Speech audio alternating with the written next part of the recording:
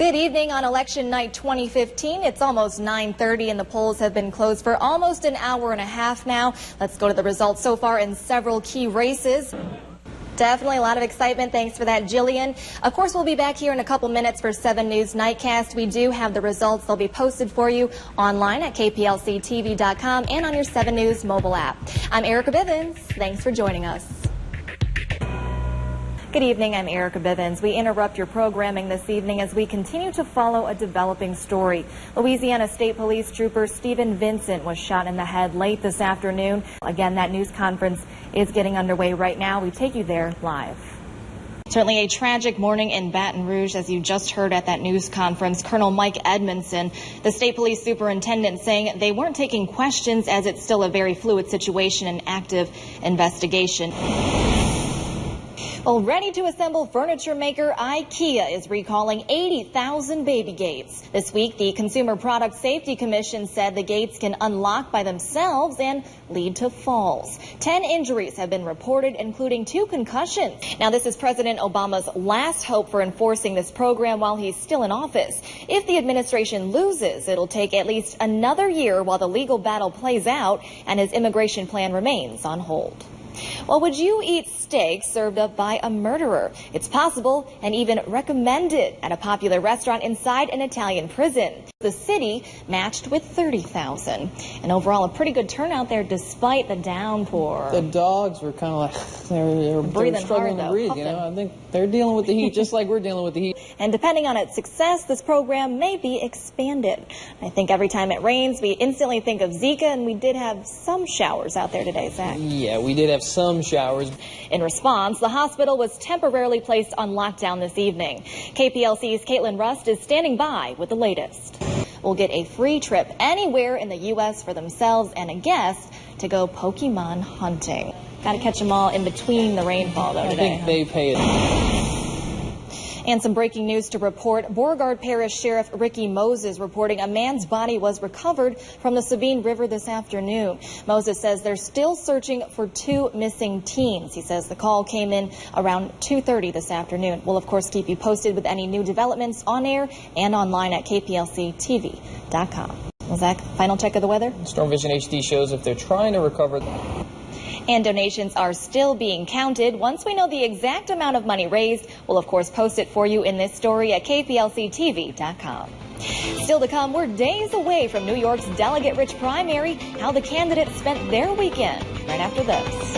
Very hot, probably the hottest temperatures we've seen this summer. All right, that's going to do it for us. We'll see you back here tonight at 10. As always, thanks for tuning in and have a great night.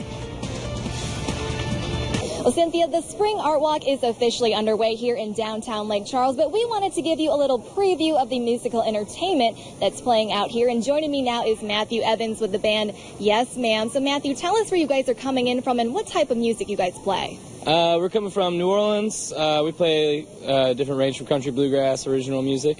And what brings you guys out here to Lake Charles? A good friend of our, Jimmy's, got us set up for the art festival. I believe we had some other folks help us as well. And is this your first time here? Yeah, it's our first time. We're excited, for sure. Very good. All right, I'm going to let you get set up right now. Again, they're going to give you a little sneak preview of what their band is all about. Again, this is the band Yes Ma'am out of New Orleans. You guys ready? Take it away. Well, if you guys like what you hear, they're playing at the historic CRAWFISH Marine Courtyard tonight from 6:30 until 8:30. Again, the Spring Art Walk is officially underway here, though, in downtown Lake Charles. We do have a full schedule of events posted for you at KPLCTV.com. At your service live in downtown Lake Charles, I'm Erica Bivens, KPLC 7 News. Yeah, guys, a whole lot of excitement out here tonight for the Yellow Jackets. Joining me now is Kinder's head coach, Brett Fuselier. Coach, congratulations. How does it feel to be moving on to the semifinals? It feels great. You know, this stuff never gets old. We're happy to be where we are. We're fortunate to be where we are, and great to be playing another week.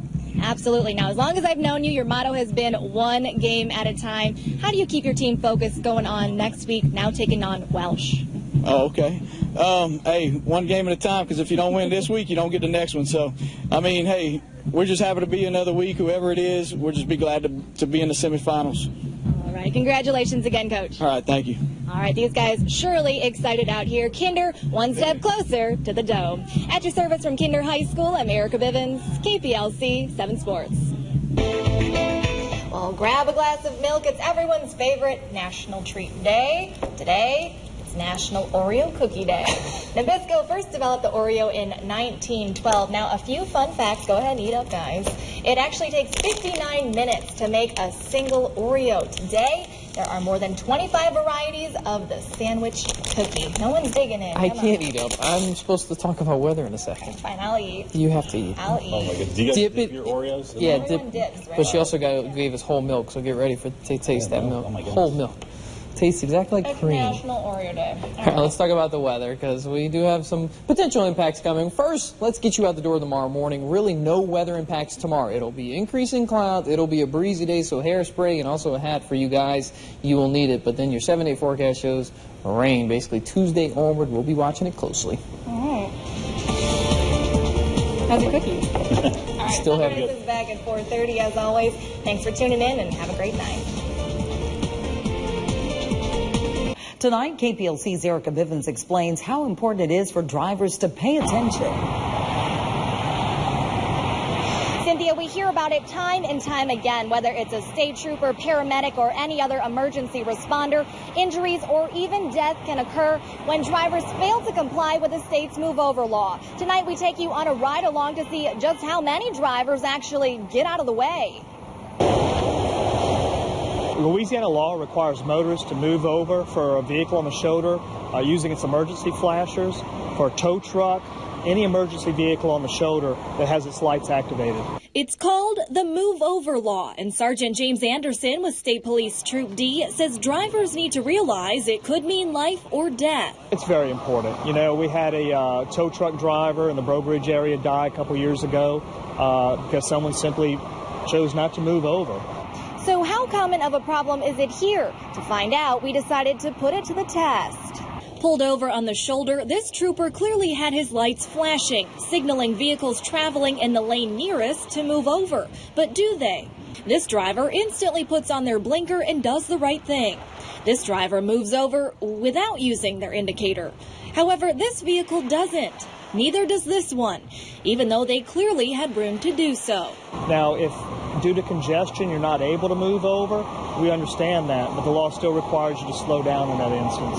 Drivers who fail to move over could find themselves faced with a traffic ticket, even criminal charges if they strike an individual, as was the case Friday afternoon near New Orleans when this trooper who was assisting a disabled vehicle was struck after a truck hit the rear of her unit, causing it to run into her. Paramedics, police, firefighters. The Move Over Law applies to all first responders. We just ask motorists to place themselves in the situation of someone changing a tire or a police officer on the side of the road and just move over if at all possible. Now you can read more about the state's Move Over Law and charges by clicking on this story at KPLCTV.com. At your service live tonight in Lake Charles, I'm Erica Bivens, KPLC 7 News. Well, Cynthia, the 7th Downtown Lake Charles Crawfish Festival has something pretty much for everyone. And the best part, if you missed out today, festivities continue all weekend. In standard fashion, a parade kicked off the 7th Downtown Lake Charles Crawfish Festival Friday. We out here to celebrate the Crawfish Festival. Inside town is where we're from, so we're going to come and represent. Local organizations, queens, even kings made an appearance, throwing goodies to bystanders. But the festival itself offers much more. I want to go on rides. And many did, like the Foster family. It was very terrifying. I'm definitely too old to be riding these rides. Even Rowdy got in on the fun. This man challenged Rowdy, said he wasn't a real cowboy. Do it, Rowdy. Do it, Rowdy. Hang on. It was tough. His head's a little heavy, but he hung in there for a little while. There were also games for the kids and adults. Game's a little hard, but they're all right.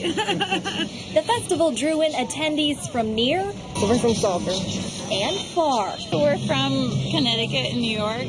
But the big appeal. So I came in some crawfish.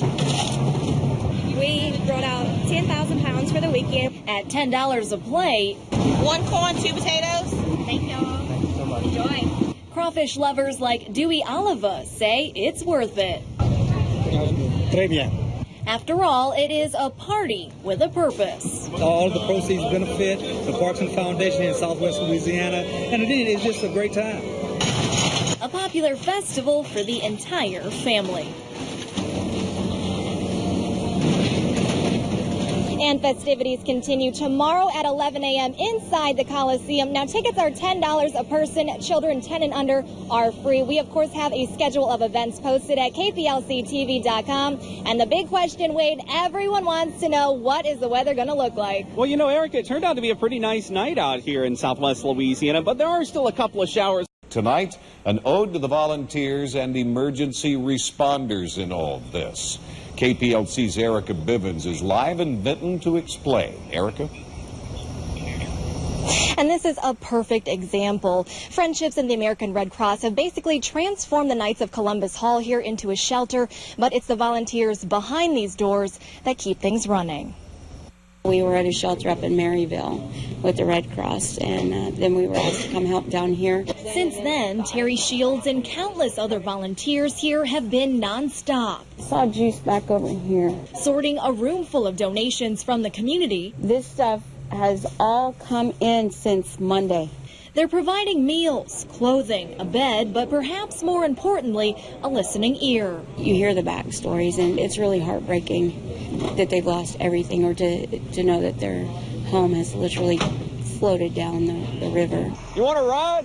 In the field, emergency officials helping there too. It's not just rescuing. I'm picking them up on the way home from the grocery store because they're taking boats out to try to get groceries for their family. You good? Sergeant John Redden, one of many law enforcement officials serving as emergency responders. And today, it looks completely different out here. Assessing flood levels in Vinton, they continue to check on residents who decided to stay. Dealing with bees, a lot of bugs, bees, snakes, even runaway livestock. Need some help? While it's their job, they say it still feels good. But when you can go in and help a citizen when a time of need, when you know they're depressed, they've just lost everything they own, it makes you feel pretty good.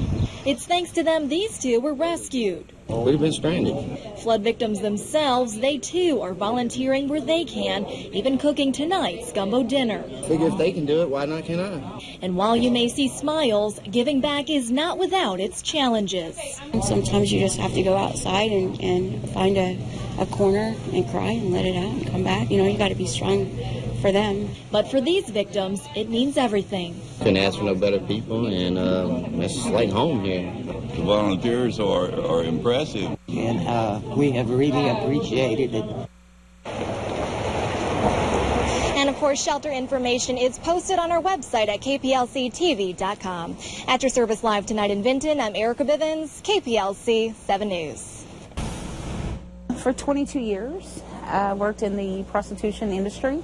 The sex trade is what I call it.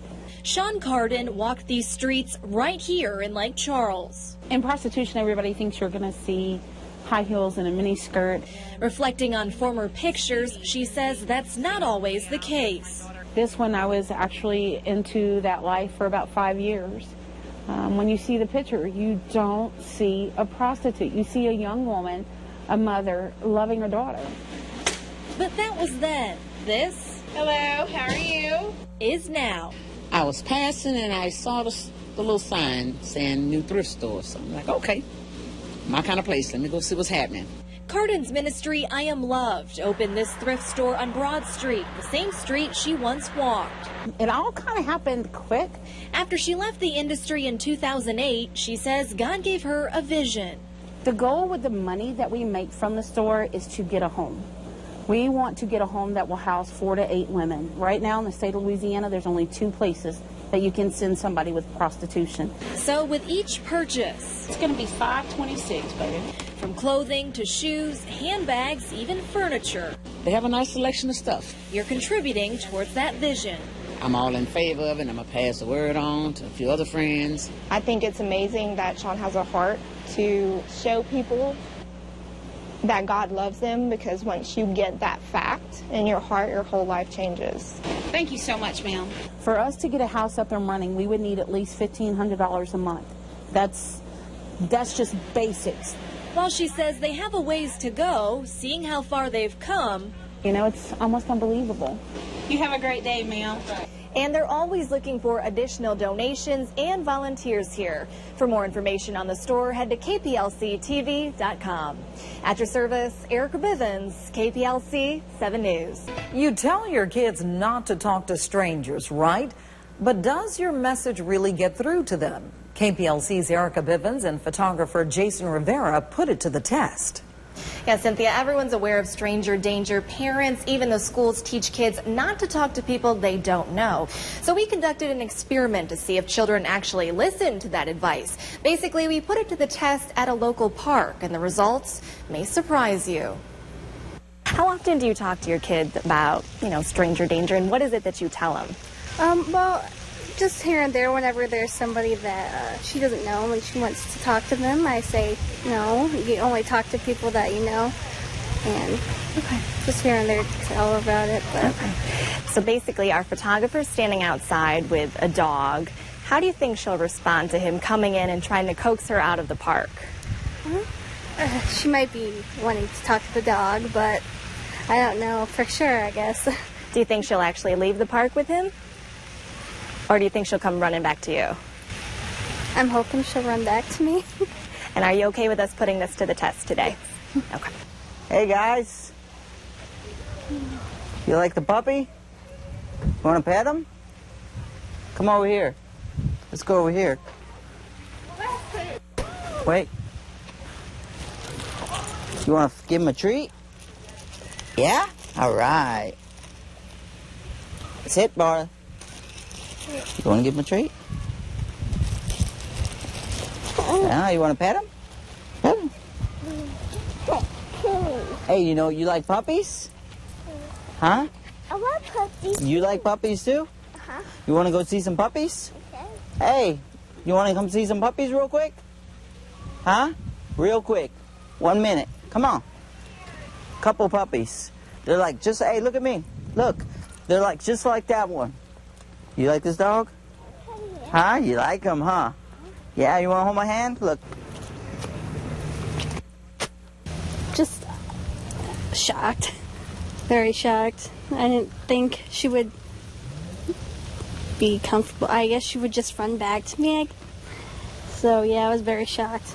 She grabbed his hand. She was all in. She didn't look back. She didn't look at us. She was just gone. And I don't know if it was the dog. Wait, where'd you go with him? Did you like his puppy? Did you want to see the puppies? Yeah. It was very easy. Very easy. You never think that they're gonna do that, and it's really shocking to see it.